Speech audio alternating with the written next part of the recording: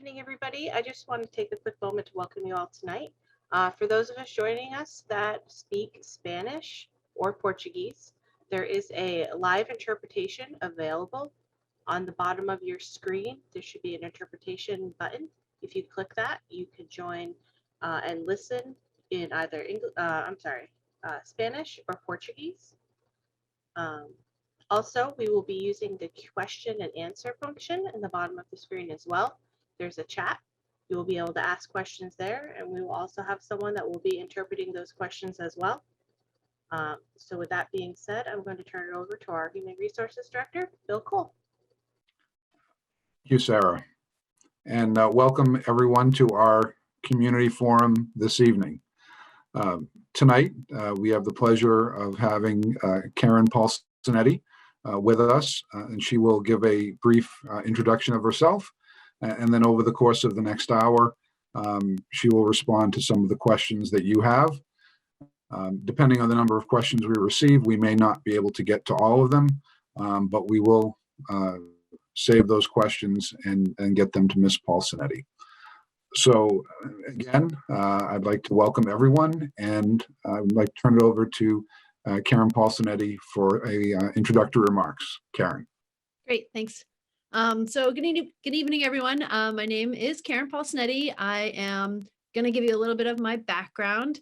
I'm originally from Acton, Massachusetts. I went to the Acton-Boxborough Regional High School, which I love, and I then went to Stonehill College and spent, after Stonehill College, I spent 4 years at a residential treatment program as a supervisor at Harbor Schools in Haverhill, Massachusetts.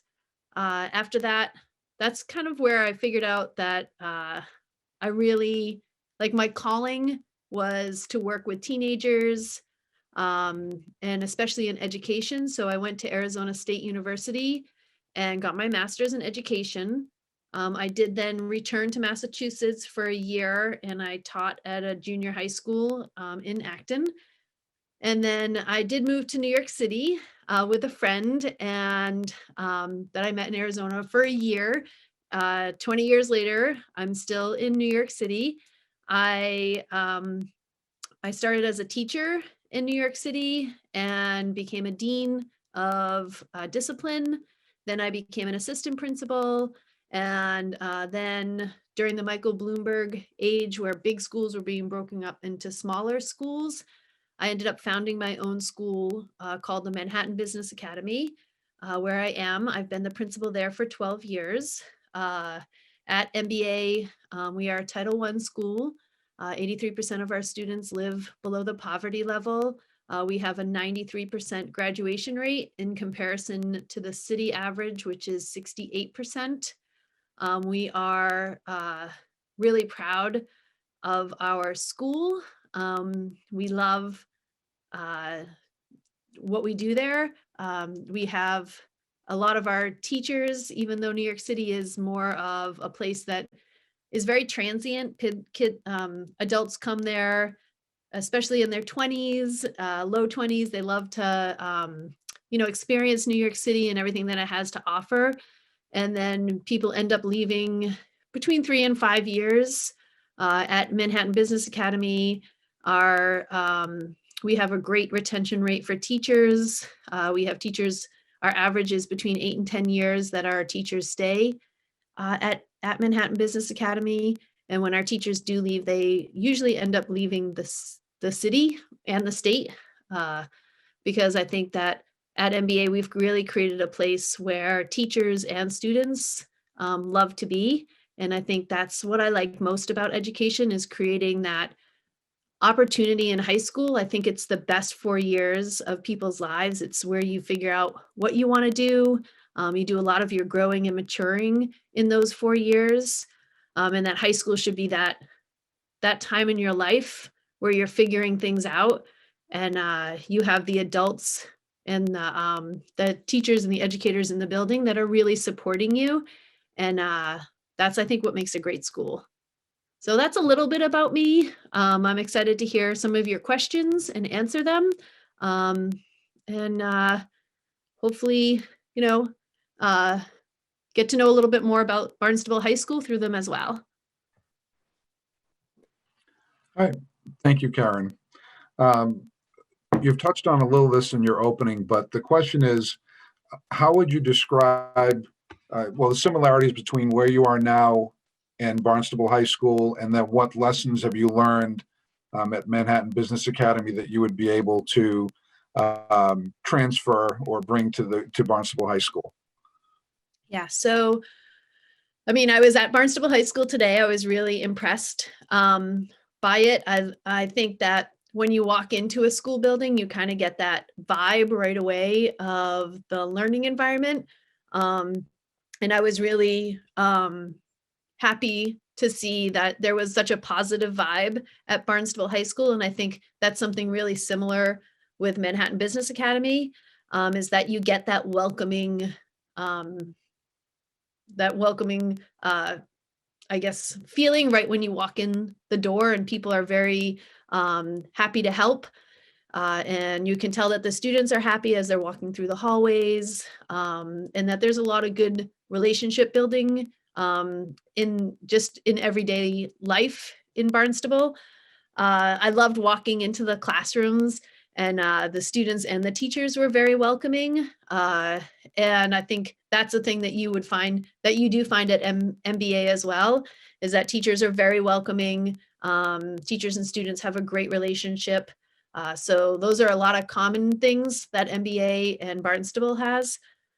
I think the things that I would bring to Barnstable High School is that I just have such a great experience with my 12 years of being a principal in New York City, with a very diverse population, as well as, the other 8 years, that was bad math, sorry, 8 years that I have as the assistant principal, as the dean, and just what I have learned as a principal and an educator of like what makes a great school. And those things include, like, over the years, I've become a really strong instructional leader. That's one of my passions. I really enjoy going into classrooms.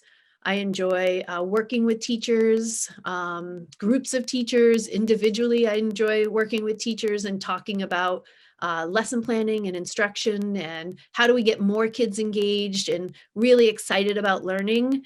How do we get more kids talking in the classroom? How do we increase the rigor for all students?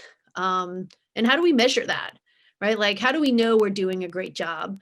So that data analysis is another strength of mine. So I think I would bring that, as well as I have a lot of experience with equity training. So at Manhattan Business Academy, our entire superintendency has been taking on the equity journey for 6 years. So we've been reading books like Courageous Conversations, Culturally Relevant Education, White Privilege, White Fragility, White Fragility, talking about white privilege. So we've been having a lot of those conversations, and I've been leading that way. So I think that's a big thing that I would also take and bring to the Barnstable High School. For everybody that is using the interpretations, I just want to make a quick announcement. We are having a small issue with the English to Portuguese. If you are looking for that and the interpretation button, you want to click on English instead of Portuguese. For some reason, those two are flipped. So anybody who's having trouble with the Portuguese translation, just turn on English and you'll be able to hear the Portuguese translation. Thank you. Thank you, Sarah. The next question is kind of following up on one of your earlier statements. What do you attribute the fact that the teachers have stayed at your school for such a long period of time? I think it's about communication and collaboration. I think those two things really provide a strong school culture. I think that all teachers go into education wanting to make a difference and wanting to be part of that difference, right? They want to be a part of decision making. They want to be a part of what makes schools great, and they want to be valued. So I think that at MBA, as a leader, part of my role is to make sure that I see the strengths in all of the teachers and I bring that out, as well as, coaching along the way, in a very supportive way to bring the best out of, bring the best teaching out of the teachers. So I think the support, right, and the authentic support, right, being genuine about it, as well as valuing teachers and their ideas. I think those two things are what all teachers want when they go into education. Thank you. The next question is about the drama club. So, and the question is that the Barnstable High School Drama Club has undergone a lot of difficult changes over the past several years. What would you do to support arts as a whole, but especially the drama club? Are the arts a priority for you? Yeah. So that's funny because I've been at the high school all day today and the arts question has come up a lot. So I think that would be something I would definitely take a look into. I definitely value the arts. And the first thing that I noticed at Barnstable High School was the robust art program that you do have. This is the first time that drama has come up, and theater, but that is also a passion of mine. We started theater at MBA about 5 years ago, and it's challenging. Like, there's so much that goes into putting on a production, but the outcome is worth every single moment of it. I think it's really important to have that at high school. So I think what I would do is take a look at the programs and figure out how to make sure that we're supporting them and celebrating them, because those are really amazing things to have in a high school, is a robust art program and theater. Those are two things where kids need that outlet and need to explore that side. For some people, art is a great outlet. For some students, art is everything and drama is everything, and those kind of things need to be valued. Okay, thank you. Next question is another question about MBA. What are the demographics at MBA and how might you work to increase equity for all students, and equity in the sense of socioeconomic and diverse backgrounds and cultures? Yeah. So at MBA, we are 65% Latinx, and then we are 30% African American, and then 5% Asian, Albanian. That's our demographics. Like I said before, we are a Title I school, so 83% of our students do live below the poverty level. And a lot of the work that we've been doing is how to bridge that gap, the academic gap, the social emotional gap, to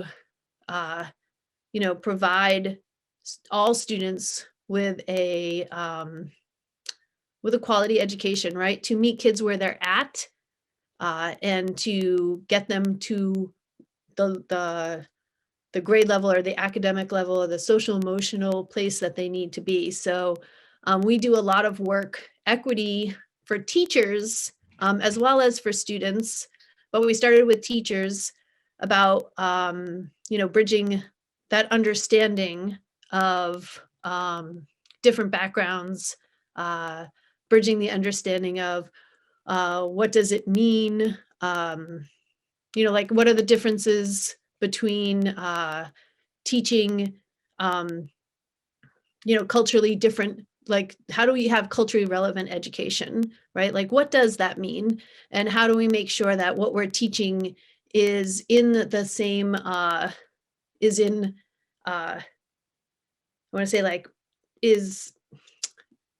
something that the students that we're teaching in front of us, that all students can kind of grasp onto and hold on to. And how do we do scaffolds to make sure that students are able to reach the high expectations?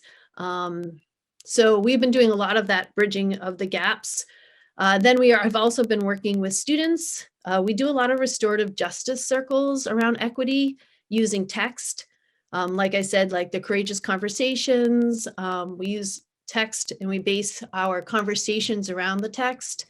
So we've been doing a lot of that work. I would say the equity work, it's personal and it involves a lot of trust, right? So you would build that trust, like as an outsider coming in, would be building that trust with staff and with students so that we can have honest and authentic questions and authentic conversations about equity. So that's something that you would have to build that foundation and have those equity conversations. Thank you. And then I guess there's a theme, another question about MBA. Why are you considering leaving MBA for Barnstable High School? That's a great question. So I've been in New York for 20 years. And, it's been my goal the whole time to return to Massachusetts. My whole family is here. I've built up a great school at MBA over the past 12 years. I have built a lot of teacher leaders, that now have their admin license. I've built up a great foundation at MBA, and pretty much it runs itself right now.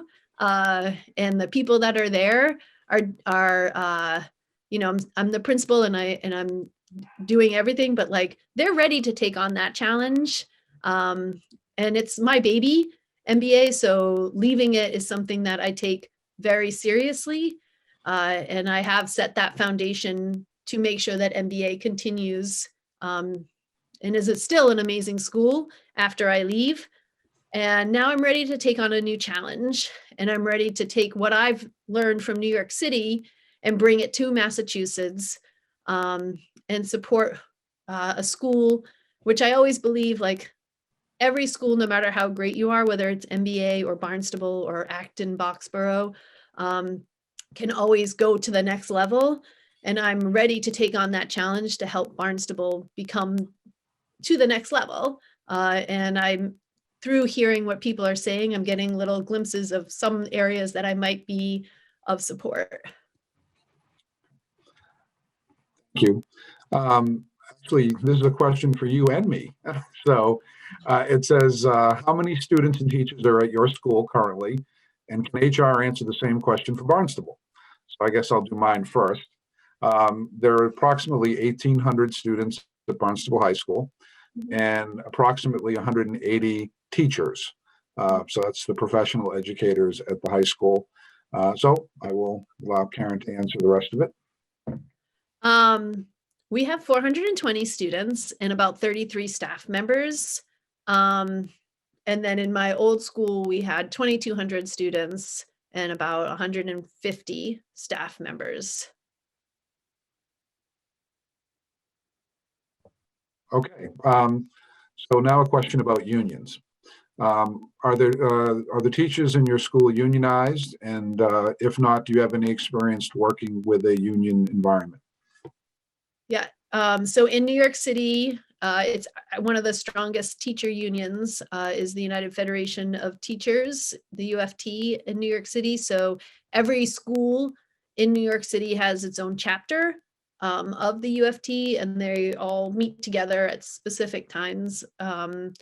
So we do have a union at MBA, and the administration and the union work collaboratively together at MBA. Thank you. So what would be your vision, or is your vision, for growing the business pathway at Barnstable, given your background at MBA? So I'm excited to learn a lot more about the Pathways program at Barnstable. I was really impressed by it. I think that with the CTE background at MBA, I'm really excited to see what kind of internships are happening at Barnstable and try to grow that. I have heard from people today at Barnstable that there are certificates and endorsements that you get when you graduate. I'm really excited about supporting that and growing that initiative. And I know that, I've heard about all the amazing grants that Barnstable has written and received to grow some of the pathway programs. And I'm really excited to learn more about it. I guess I would say, my CTE and business experience at MBA, I would like to learn more about pathways so I can see how I could marry those two things together and just grow. I think the Pathways program is an amazing program, and I'm excited to learn more about it and also to figure out and to see how I can support it. Okay. This is a question about kind of your transition from teacher to educational leader. So kind of a two-part is, why did you make the decision to leave teaching, and why did you want to leave teaching to transition to become more of an educational leader? Oh, that's a great question. I really love teaching. I think that there's so much strategy involved in teaching. And when I became a leader, I love that as well. And I think that I'm better. I still love teaching. I think that that's an amazing thing, but I really am passionate about teaching teachers how to improve or strengthen their skills. I think that at the college level, when you're learning to be a teacher, it's not the same as being a teacher. And I think that the most growth that you get as a teacher is when you go into the school, and the best way to grow as a teacher is to have a support, right? And to have a supportive administration that is there to coach you, is there to collaborate with you, that can go into a classroom and talk about all the strengths that you have as a teacher, but then also talk about those leverage points where maybe you can do a little tweak. If I went in, sometimes, you're so the teachers are so focused on teaching, and it's really hard. It's a very hard profession that sometimes they're not able to take a step back and look in and see how they're doing. And, like talking to teachers about, who's doing the most talking in the classroom. And if it's the teachers doing the most talking in the classroom, then we need to shift that to having more students talk and discuss and have teachers ask those open-ended questions that get students to, get really excited about learning and try to problem solve and to think critically and to talk to one another about this big question that the teacher has posed. So those are the kind of things that, as the instructional leader, I see myself more as an instructional leader.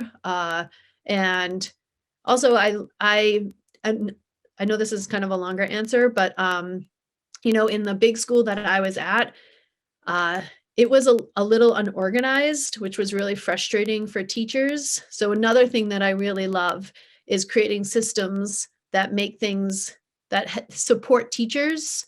I think that teachers should really be focused on instruction and teaching and learning, and that all of the things that kind of get in their way is up to leadership to make sure that that doesn't happen, right? And that could be from, the way that you take attendance might be chaotic. Like, how do we make sure that that doesn't happen? How do we make sure that attendance is easy? Like maybe hallway passing time. Like, how do we make sure that that is something that doesn't get in the way? So there's a lot of examples of things that if your school is running with systems, then teachers can focus on teaching and not worry about the other stuff that might get in their way. So those are the kind of things I'm passionate about, is really making sure that teachers are focused on instruction and that leadership is focused on supporting teachers with instruction. Right, thank you. So this question is, what is your experience with alternative education?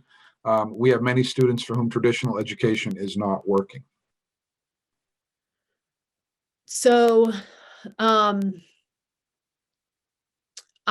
also believe that every student is different, right? And that there are many pathways after education.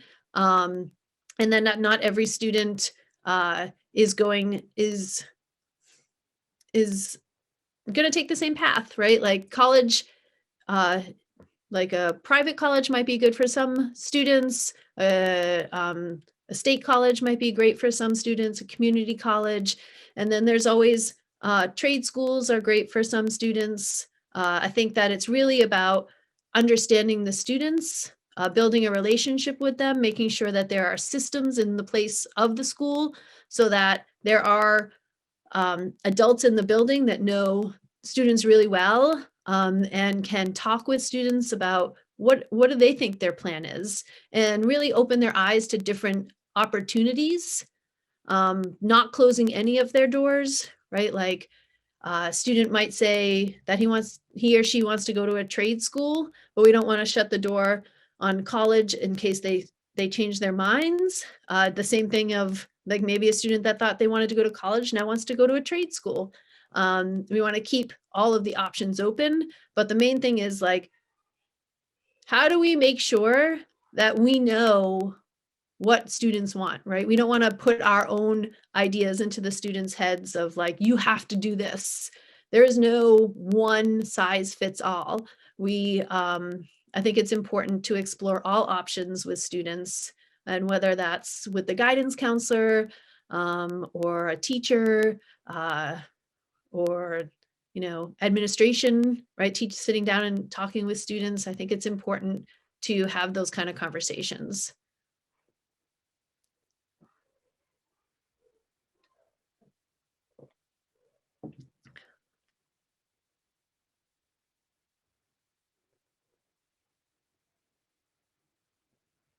Okay. Oh, Bill, are you there? I wasn't sure if you froze.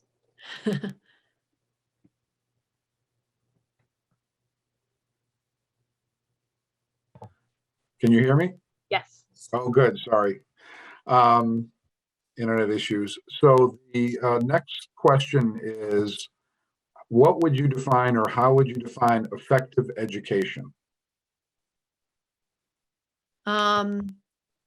That's a big question. I guess I would define effective education. Like I would break it down, I guess, into buckets. Like effective instruction is one thing, where if you go into the classroom, you can see that students are learning. You would use data to determine, like you might use a pre-assessment, a mid-year assessment, and an end assessment to see learning growth.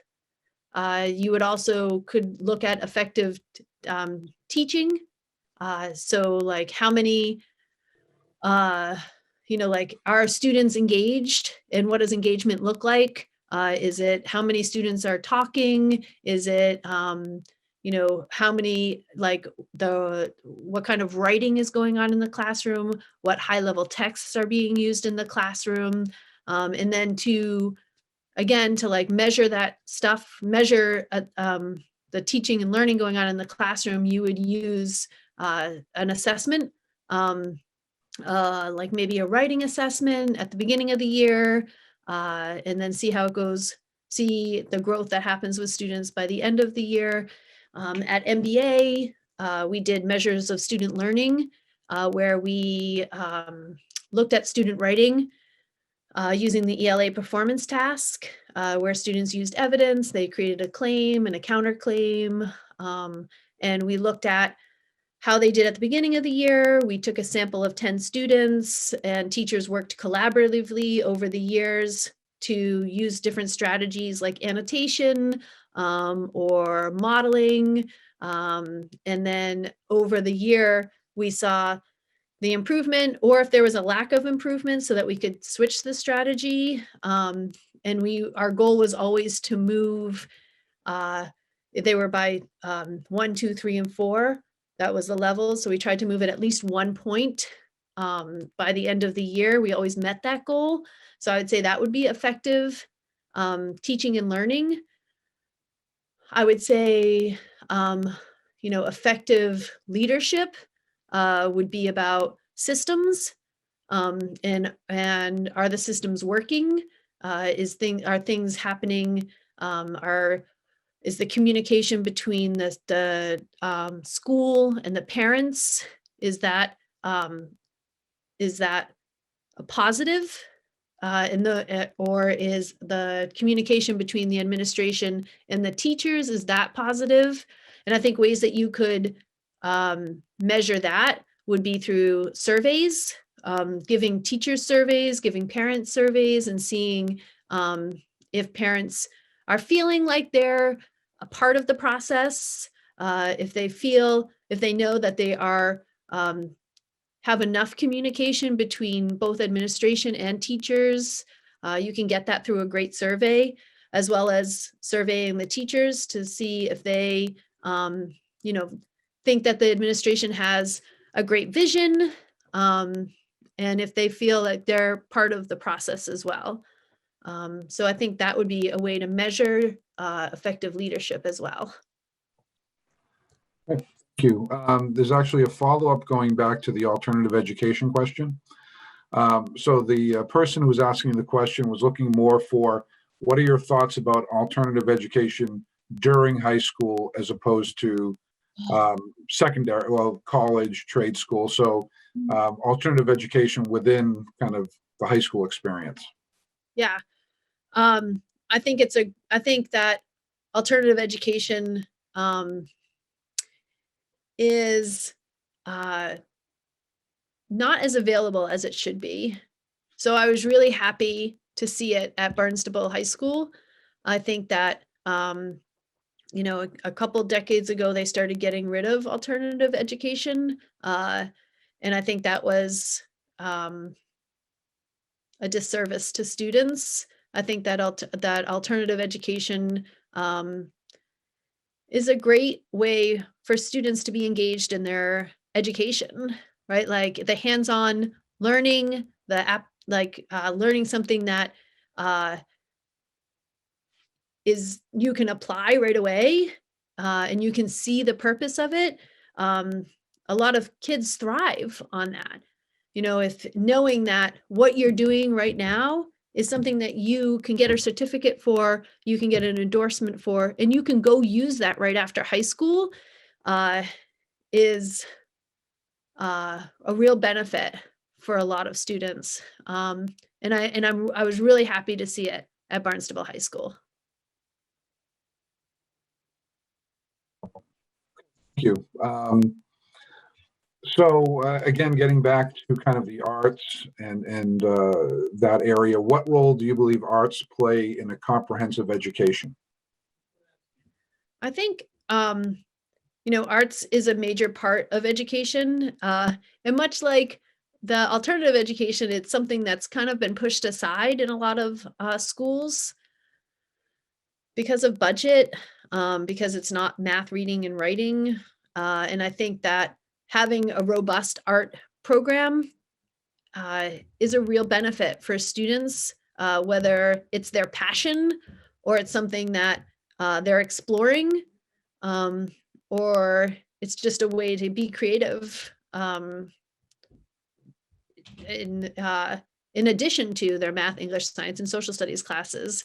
I know that for some students, art is everything. Like today I met a student that was in the fashion design class, and I saw her dresses, the what's it called, the art of her dresses, not the dresses, but the sketches of her dresses. They were beautiful, and there were 2 of her dresses were at the Cape Cod Mall already. And she showed me pictures of those dresses at the Cape Cod Mall.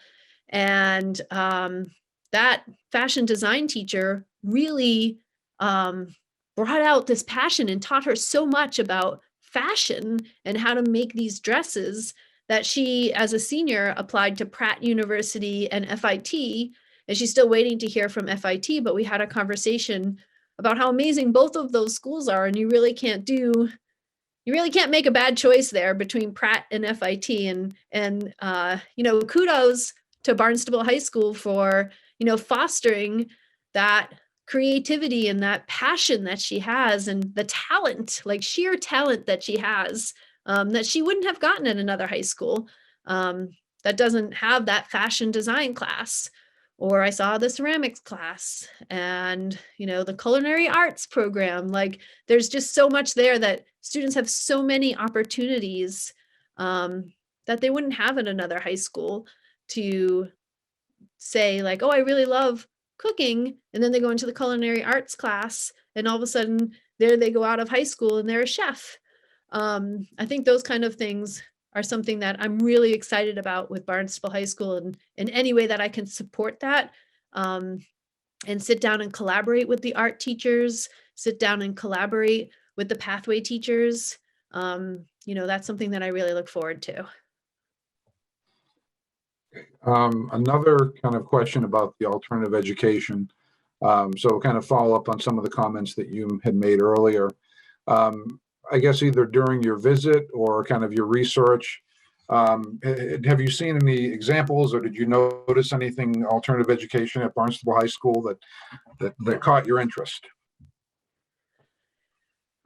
So the tour was one of the first things that I did.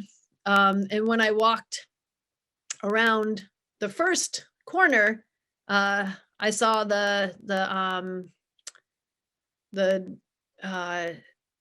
like pre-K daycare, and how amazing that is, and how connecting that with getting high school students experience in that field. And then I walked around and I saw the culinary arts program, and then I saw woodworking.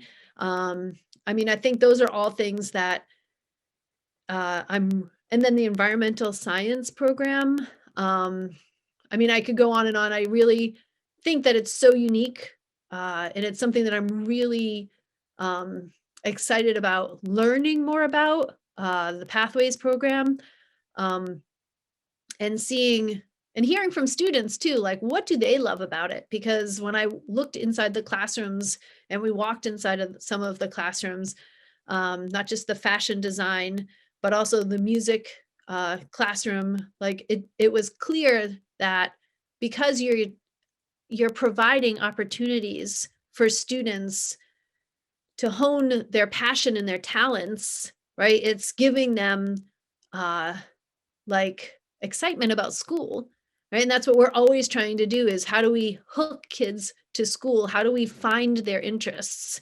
And with the amount of opportunities at Barnstable High School, how do we build upon that? How do we strengthen it? And how do we hear all the different voices for myself or someone coming into the school? How do we hear the student voices, the parent voices, the teacher voices, to see the strengths, and then also see where maybe there could be more support, and we could grow those programs. Okay, thank you. So a question back to MBA. What are the specific practices you have put into place at your current school, which you can attribute your graduation rate to? Oh, that's a great question. So our school really works as very collaboratively. We work in teams. So we have different grade teams, 9th, 10th, 11th, and 12th. And we do a lot of data analysis where we look at student work to see, like, when we're teaching, we're asking students to write and increase their college level skills in writing.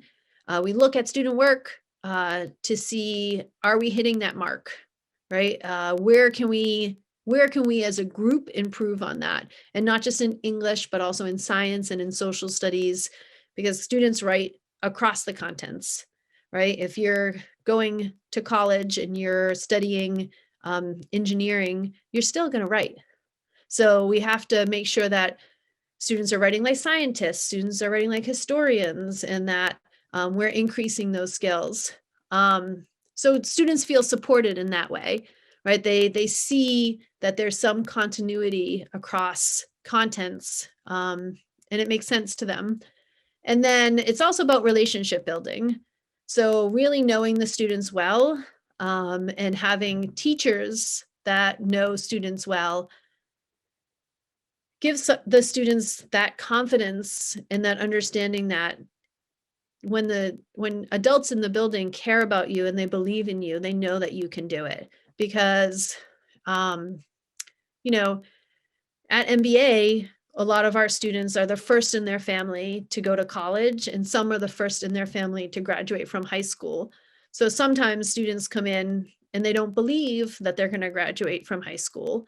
And it's really that conversation and the discussion that they have with the adults in the building, that they understand that they can do it, right? Their confidence level goes up when, they might struggle with some of the academics, having those one-on-one tutoring sessions, or having the one-on-one conferences outside of the classroom, just to have a conversation like, hey, I know you really did a lot here. I just need a little bit more. Let me show you a model that another student did. Let me support you in that way.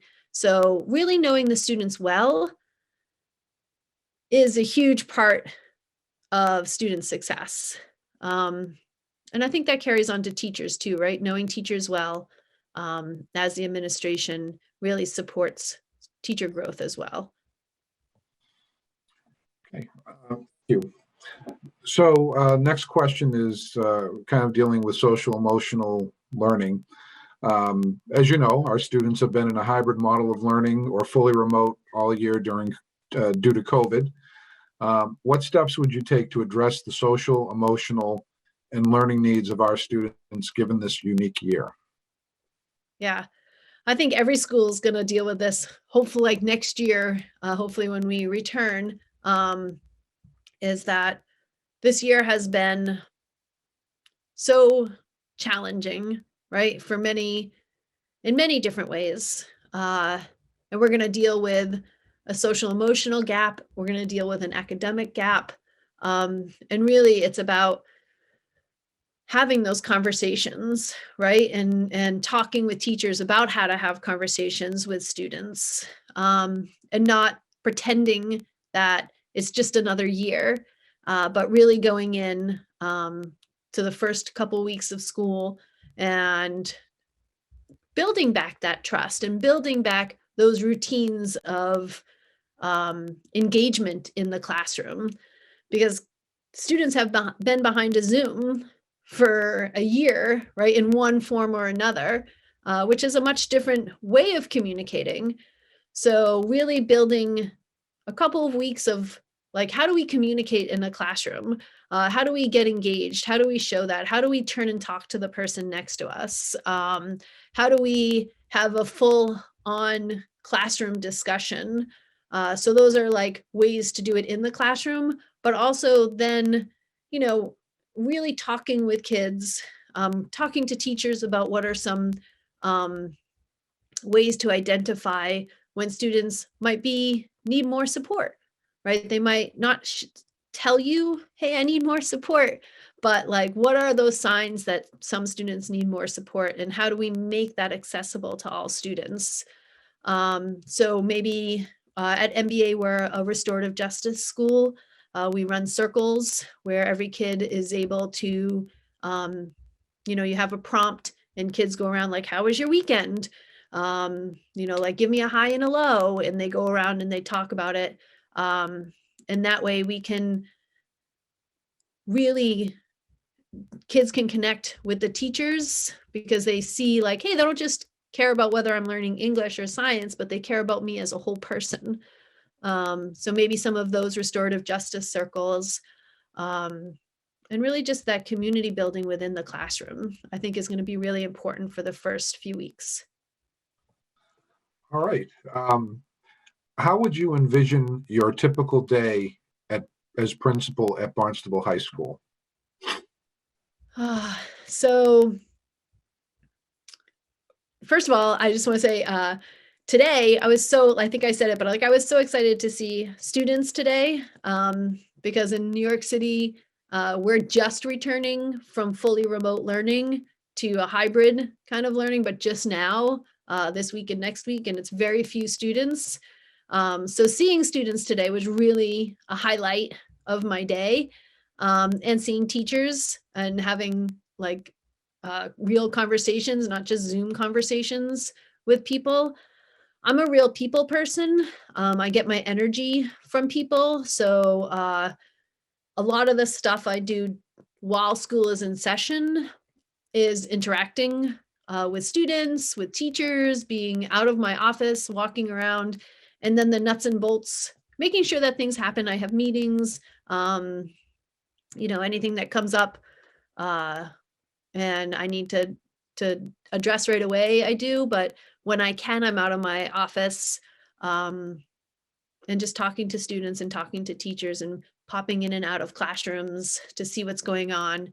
And then all the paperwork and all that other stuff that needs to get done happens after school because then people are gone.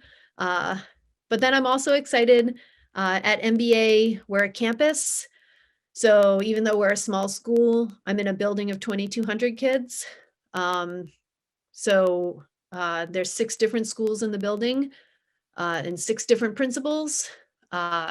And then every principal is in charge of something like security or the library or I don't even know what the other principals are in charge of, but I'm in charge of the sports program in our campus. It's called in New York City, it's called the PSAL. And we have 10 to 12 different sports at our school. And I'm the supervisor of that. And at MBA, even though we're in the whole campus, all of the coaches come from MBA because we really believe in not just the academic learning of the kids, but also the extracurricular and the sports part of it, that well-rounded individual and getting that passion too.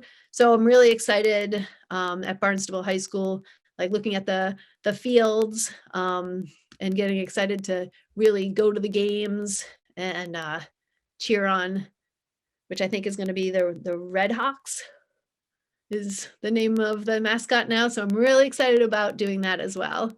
I see that like as the end of my day or a weekend. Great. How would you approach the grade span at Barnstable High School 8 through 12?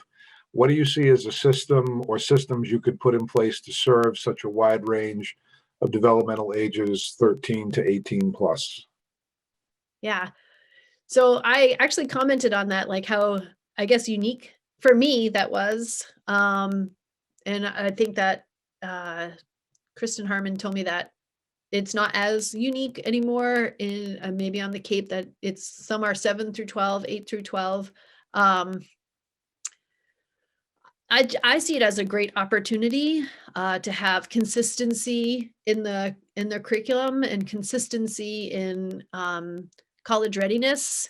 Like how do we align and build on the English curriculum? How do we start an 8th grade and see what that assessment, the pre-assessment that you do in 8th grade, and what benchmark we want kids to reach by the end of 8th grade, what benchmark by 9th grade, so I would say in English, if you're talking about research papers, are they learning about, how to provide evidence and how to make a claim? Are they doing that in 8th grade? Do they need to be done knowing how to write a thesis statement by the end of 8th grade? What is that continuum from 8th to 12th grade, and how do we build upon that? So you have a nice 5 years to build your college readiness so that by the time they get to 12th grade, right, you have that consistency in math, English, science, and social studies. And I think that is done by, having content teachers get together and look at curriculum, right, and see, and you may already do this. I don't know, I would have to take a look and see what you already do. But in my head, it would be looking at curriculum, seeing how it aligns, seeing how it builds off of the 8th grade, the 9th grade builds off the 8th grade, the 10th grade builds off the 9th grade, and see where there might be areas of improvement for that, so that by the time that they're 12th grade, they're already ready for whatever happens after high school, whether it's college or trade, or wherever they go. All right. Another question. How do you envision the unique needs of students of color and of different ethnic backgrounds? And what is an example of a program, a technique, or an activity you would use to make them feel comfortable at the high school? How does this pertain to staff as well? If you could give some specifics. Sure. So, I really feel like the equity work starts with everybody, right? It's not starting with students of color. It starts with everybody taking the journey and having those conversations, because we need to understand each other's perspectives.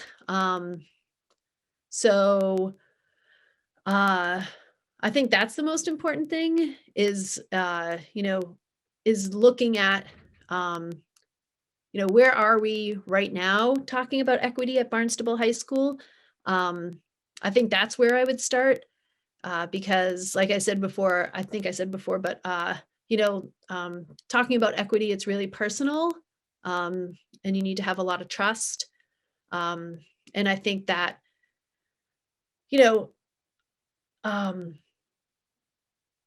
that you need to see, like, I get caught up in it because it's just so complex. It's really hard to have an answer in like 30 seconds to how do we have equity conversations. There's whole books written about it, but definitely with diversity and students of color, I think that being an ally is really important.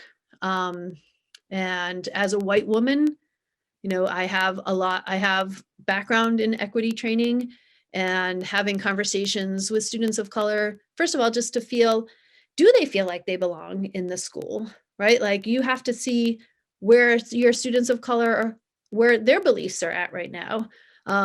Having conversations with students of color about like, how do they feel in their classrooms? Do they feel that they are struggling? Do they feel connected to their teachers?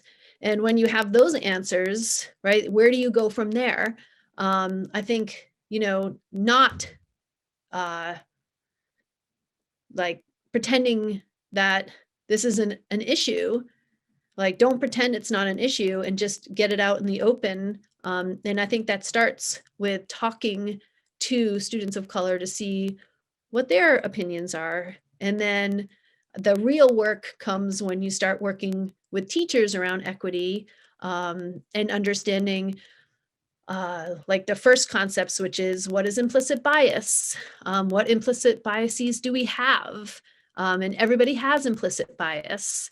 And having those kind of conversations. And what does that mean when we have implicit bias? And looking at data, right? So when you look at student data, like, and you look at maybe kids getting suspended, right? Are there more students of color getting suspended than there are white students getting suspended? What is the disproportionality of that? Are there more students of color or are there less students of color in the AP classes? How many students of color do you have in AP classes?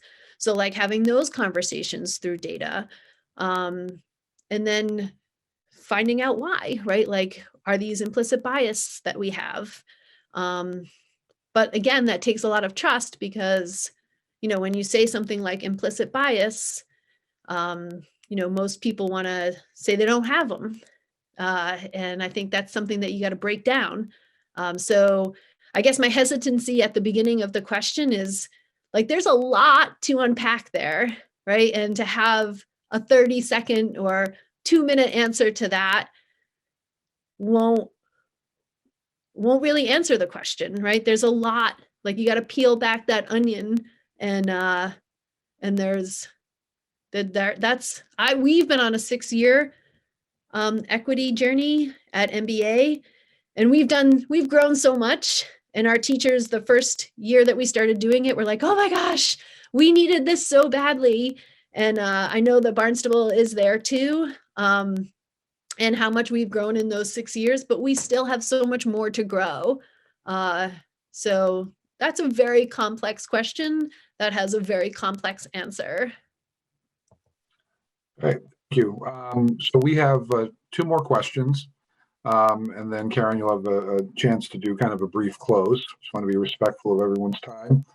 Have you had English learners with limited formal education? If so, what steps have you taken to prepare them to earn a diploma? I'm sorry, Bill, was the first part of that question was, have you had English learners with limited formal education? Sorry. Yep.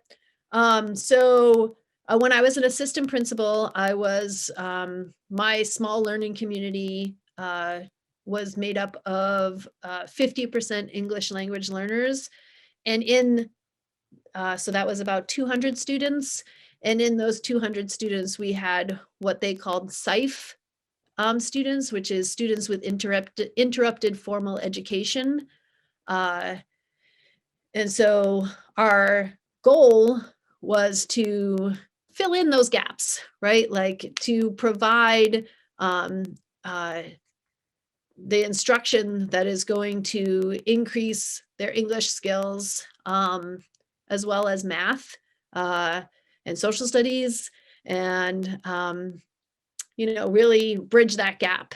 And if you read about adult education, young adult education, is that you can make significant gains in the high school years because students, like their brains are ready to learn, right? That as long as you have to have those instructional strategies that are going to support students in accelerating their learning. And they're kind of like a sponge, so they're ready for that. And those instructional strategies would be read alouds, right? Like having a leveled text and having like a read aloud would be, how does a good reader, like modeling what a good reader does, like reading and being like, oh, that makes me think that he's going to jump, or, like doing those, actively modeling those good reading strategies. Another way is annotating, having students highlight or make comments in the margin about what they're thinking. Another strategy would be modeling, like saying, oh, when we're writing an essay and you need to provide 2 pieces of evidence, let's look at this essay. All right, let's highlight where the evidence is. Okay, now let's do it. Let's have you do it too. And those kind of strategies are true for like math, English, science, and social studies. And then, really thinking about math as a problem solving class, right? And working on those kind of strategies. But yeah, I think that, in talking about English language learners, right, is you're really looking at a benefit, right? You're talking about students that already speak one language fluently and they're learning a second language. I wish I knew 2 languages, and I think that's a huge strength.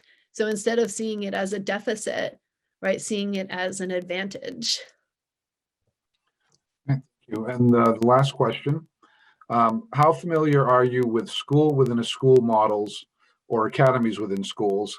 And would you be comfortable looking into these structures for Barnstable High School? So I think I think the idea is kind of what I had in my big school, which was we had 2,200 students and we broke them down into 4 different learning communities. We were the International School of Business. We also had the Math and Science Academy and the Arts Academy. So we had different little learning communities. I mean, I'm more than willing, I love that model, but I think it would be based on, a lot of communication and collaboration in the community to see if that's something that's needed, right? That was something that was needed at our school, to see if it's needed at Barnstable, or to find different ways to make, and I don't, to me, I only saw Barnstable High School with maybe a third of the students there. So I didn't get the whole picture of what it's like when all of the students are there. But if the community believes that there needs to be more personalization, right, and individualization, then like, how do we break that down? And if it's not learning communities or academies, like, what is it? If that's something that people think needs to happen at Barnstable High School, which I don't know, that would be something I would have to survey people and do that kind of stuff. Thank you, Karen. You made it through the questions. So now, before we end the community forum, I just wanted to see if you had any kind of closing comments or remarks you'd like to make. Yeah. I was really excited to see Barnstable High School today. There's so much that I'm excited about with a new challenge and taking my skills from MBA to a school like Barnstable. I was really excited about all the programs and like your athletics and really being part of a community. I think that's really important. And it's something that I miss in New York City. New York City is so huge, and it's hard to build that community. I think we've done it at MBA. But like when I go back to Williamsburg, Brooklyn, and all my students go back to the Bronx or Harlem or, Queens, then that community at 3:30, 4 o'clock, 5 o'clock disperses. And I'm excited to be part of a community that is like a community. Like even after school, it's a community. So I'm excited about that. I've also had some questions today about the difference between a small school and a big school. And I think that, I have been in a big school and now I'm in a small school. And I think that the advantage of being a leader in a small school is that I've had to wear many different hats. I have been the only administrator in the school when it first started. So I was the dean, the programmer, the instructional leader. So I have worn all of those hats, the system builder. So I bring all those strengths with me. And I'm excited to see how I transfer those skills and really support an amazing school like Barnstable. All right. Thank you, Karen. With that, I will, I guess, turn it over to Sarah, and we will end the community forum. Thank you, everyone, for participating. Thank you. Thank you, everyone. Have a lovely evening. Thank you.